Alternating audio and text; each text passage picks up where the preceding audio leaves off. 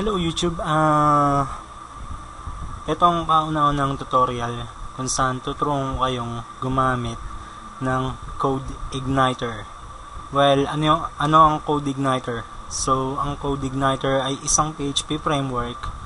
Ginawa siya para mapadali ang pagpo-program sa pamamagitan ng MVC model. So, basically, para magamit nyo siya, i-download natin. So, gamitin natin ang ating browser at pumunta tayo sa nakalimutan ko yun, Elise Labs. Hindi ko kabisado. So, Google na lang natin. google.com. So, wait natin yan. Search natin CodeIgniter. Okay. So, may lalabas dyan. Ayan po. I-click natin yung first result.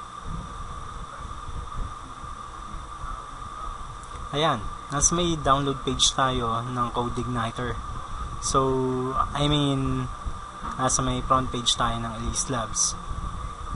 At CodeIgniter. So, download natin ang latest version ng CodeIgniter, which is 2.1.4. So, save as ko na lang para hindi na magulo. Save ko na lang siya sa menu ko. Okay, tingin ko na kompleto na yun. Tingin ko na sa downloads. Okay. Wait lang natin. Yan. Kung papansin nyo, scanning for virus. Download complete. I-extract na extract natin siya sa isang lugar. Sabihin natin, eto mga files na to, i-extract natin lahat sa SAMP, sa htdocs. So, SAMP, htdocs, lahat yan, ilalagay ko.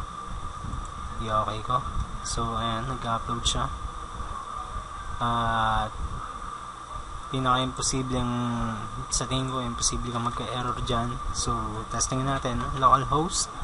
Kung may page na lumalabas katulad nito, ay okay ang installation ng CodeIgniter. So, that's it for the first tutorial. Hintayin nyo lang yung second.